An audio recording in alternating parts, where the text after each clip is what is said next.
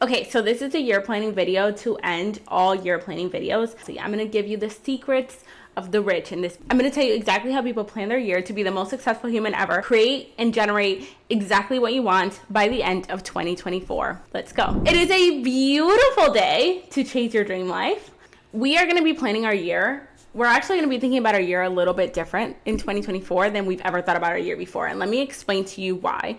There's actually a couple of reasons for it, but there's a really big one, and it's a scientific reason for planning your year a little bit different than you've been used to planning your year. And it's called delayed gratification. So when we have something, a goal, typically what ends up happening is we think about our goals in a very different way. When we think about a New Year's resolution, I'm going to give you a really big one that a lot of people have.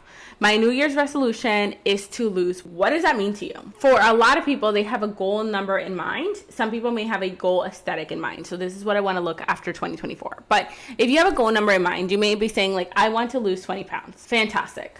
Happy to hear that, right? That's going to require you to probably fit in a gym session. That's going to require you to start cooking more of your meals. That's going to require you to drop some things that you really, really love eating. That's going to require you to eat a little bit less than you typically, like that's going to require all these different things to go along with it. But when you're setting up your New Year's resolution, a lot of people think about like, what is the result that they want? And that result is, I want to lose 20 pounds. And they don't think about what is it that you need to do? What are the steps to get there? And so what ends up happening is you wake up on January 1st and you're super motivated and you're excited because it's January 1st, new year, new you, right? And then you do the things because you're motivated. And when motivation kicks in, your adrenaline kicks in, like your body and your mind are aligned. It's great. It's fantastic. And then you go to work for the first time in a couple of days and work gets busy. And then your friend calls and she's like, let's go out to happy hour. And then at happy hour, there's those pot stickers that you like. And there's those nachos that you really, really love. And all of a sudden, that reward of that fruity drink, right? If you drink the fruity drink, it's going to taste good. The reward of eating the pot stickers, that's going to be so yummy in my tummy, right? And you just have to lose 20 pounds at some point this year. It doesn't have to be like, you're not going to lose the 20 pounds today, right? So the reward is bigger in the moment when you're eating those things than it is in a year when you've lost the 20 pounds, right? If you have to wake up early and you are, your alarm goes off, it's 4 a.m. and you know that you need to get up because you know that you need to get to the gym because you know you need to lose the 20 pounds, your body is giving you two reward options. Reward option number one, you get a little bit of extra. Reward number two is you go to the gym, you work out, and in a year you can lose 20 pounds. Reward one always will win out because it's a bigger reward for you and for your body and for your system, right?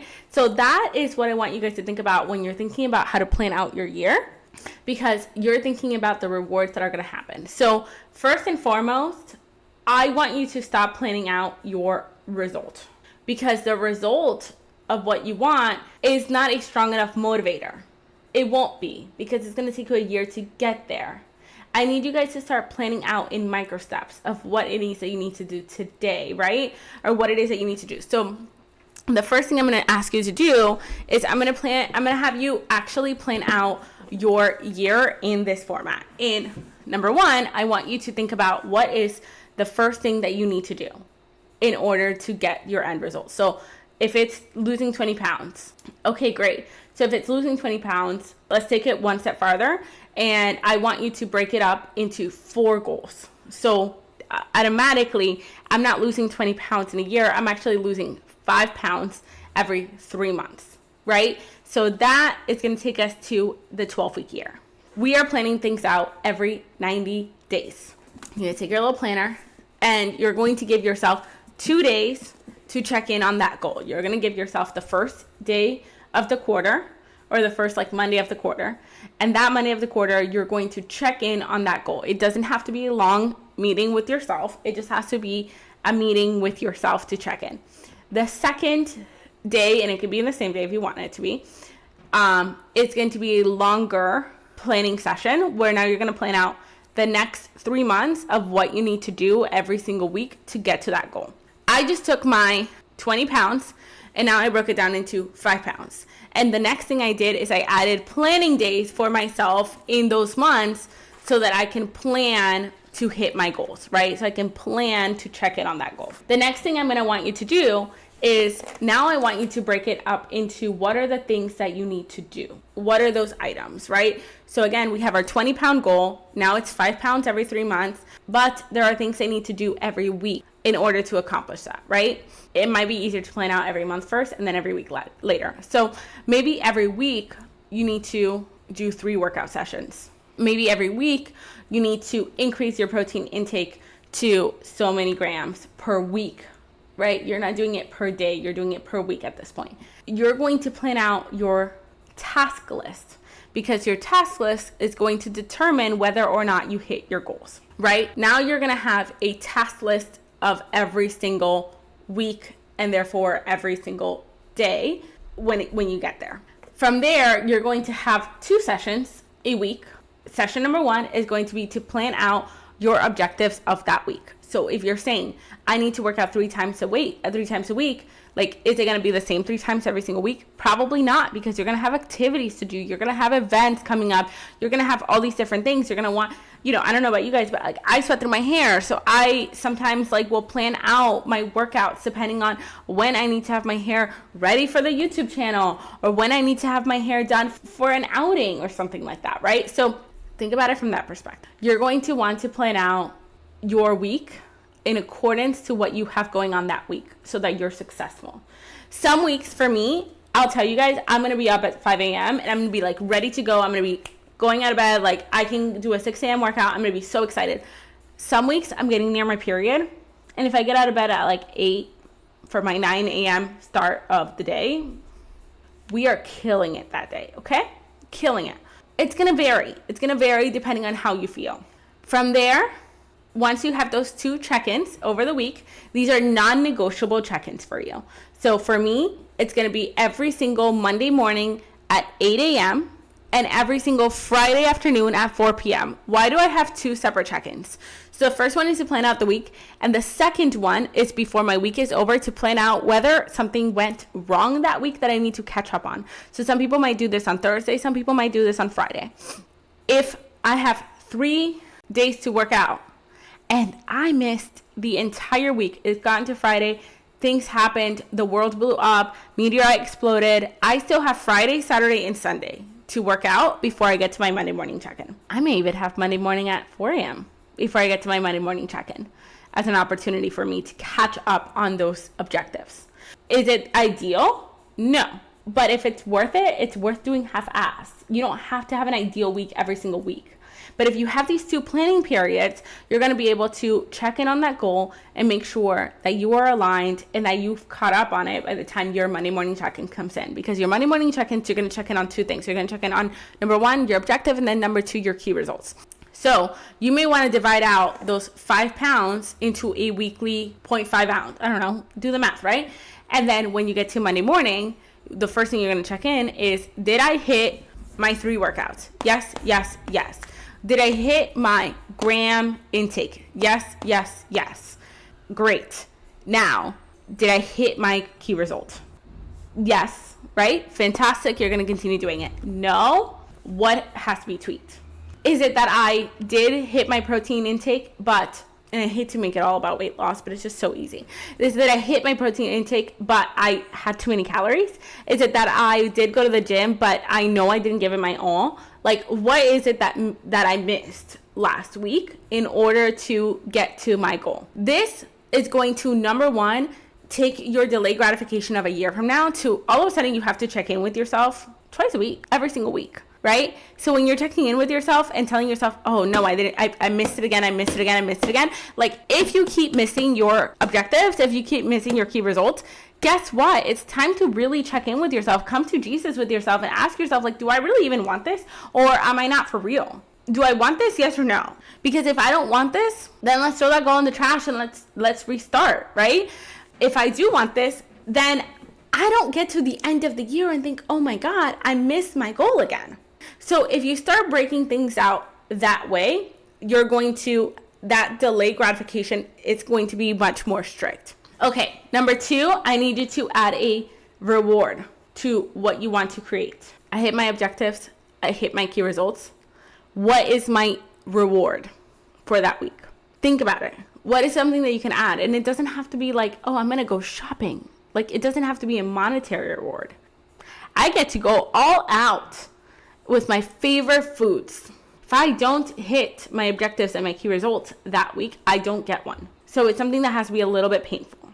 It could be, something that has to do with your habits. I get to wake up early. I get to wake up late tomorrow because I hit my objectives and my key results. If I don't, then on Friday I have to wake up early at 5 a.m. again.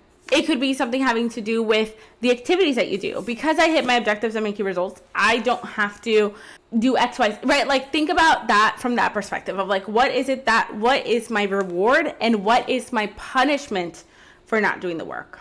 Now I need you to add cues daily. And these are a little bit harder because when you wake up, when one of your goals is to wake up at 5 a.m. so that you have time to go to the gym in the morning, and you're faced with that alarm clock or checking in with yourself on Friday, that might not be a strong enough motivator for you to still get up. I need you to add a reward for yourself for getting up. A lot of people like to do this with like drinks. If I wake up at 5 a.m., I get to have my favorite type of coffee. If I don't, I just have black coffee. Something that's like, do I want this or do I not want this? It might also have to do with what's in your environment to make you successful. I don't know if you guys have heard of the Hatch alarm. I have like the Catch alarm, I guess. I have a cheap one from Amazon and it will make my room so unbelievably bright. It's stupid. And it's across the room. And now I have my alarm on my phone and then I have my Catch alarm in the corner of my room. So if I do not wake up, I'm going to go to bed with blinding bright white light. I cannot possibly do it. I either way, even if I want to go back to bed, have to get out of bed and walk to my alarm. Stupid, bright, ugly, disgusting thing. I hate it so much. It upsets me every morning. It works incredibly well, so I will never be removing it from my room. I have to get up and walk across the room and turn off this light. And by the time I have done that, I'm already up, so screw it, right? Like, what is it that is going to make you want to do this? And then set that up so that you are getting that either reward or really, really nasty punishment if you don't, right? Some people set up their alarm clocks across the room. Like, sometimes I can kind of ignore the light for a little bit until my like second alarm goes off or until my third alarm goes off. And like, we'll talk about snoozing in February when it's my goal to like improve my sleep quality. But sometimes that stupid alarm, but if I had an alarm that just went off and that sound did not turn off, I would probably kill something in the morning. Like, I am just not a good rise. Like, I'm not that kind of person who's gonna look, this is a wonderful day. Like, I'm not that human. I'm angry. I'm kind of bitter in the morning. I like need to get my stuff together. I need to get my mind right. Like, that's not for me, but it might work for you. So you need to think about two things, right? Like, is there a strong enough reward? For me, drinking coffee either which way, not a strong enough reward. I don't care. I don't care. This is like black coffee. But that stupid alarm, it's a big enough punishment. I'll tell you about another punishment. When I started doing my waking up early series, I always do 90 minutes of work whenever I first wake up in the morning, where like my Teams is off, my cameras, like everything's off, right? And one of the things I implemented with my morning routines is, in order to get myself to do it, is I would wait until last minute and procrastinate on a really, really big project at work. Like something I had to deliver that day. And if I didn't wake up 5 a.m., I knew I wasn't going to be able to deliver it. So then I would look bad. My team would look bad. Like I'd have to, it wasn't worth it. And so I will tell you, like in every single instance, I did that. I woke up at 5 in the morning because I needed to, right? It's kind of like that whole entire thing of, hey, if your job starts at 5 in the morning, you wake up at 5 in the morning no matter what, because you got to go to job. It's you will never break a promise to somebody else. You'll break a promise to yourself, though. That was like, I had to get up, or I would break a promise to somebody else. Having accountability partners, that's also another thing, right? In every single area of your life, let's take it back to the 12-week year. You want to create daily rewards or punishments, and then weekly check-ins, so that you have those 3 months check-ins to hit your quarterly goals. What you're noticing is we're starting to think about quarters in terms of business. So You're treating your life like as if it was a business. The reason why rich and successful people do this and they're so successful with it is because it naturally aligns with what they do, which is being an entrepreneur. They have quarterly goals for their business, so therefore they have quarterly goals for their life as well. And that is what makes it so unbelievably effective. Putting it all together, right? You're going to think about what is your yearly goal, your yearly key result. You're going to break it down into a 3-month goal. So you're going to divide that by 4. So if it's to make $200,000, you need to make $50,000 every single quarter. So you're going to divide that down into your 3-month plan, into your monthly plan. And then you're going to have quarterly check-ins to check in on your goals for each and every single one of your goals. So you may just want to, I have like a full day, right? So you have those quarterly check-ins that are there and set up. You're also going to have a weekly 2 check-ins every single week for at the start of the week to check in on what happened last week and plan out this week, as well as midweek to catch up. From there, you're going to break down your goals into a weekly based goal and what you need to do weekly to accomplish that. And then you're going to create rewards or punishments in order to put it all together. I promise you, yes, it takes some time to plan out your life this way. It does. It 100% does. But what it will also do is it makes it a foolproof formula for getting to where you want to go. If this video was helpful, give me a follow, because one of my objectives this year is to get to 1,000 followers by the end of 2024, and I would love for you to be one of them and to be a part of this community.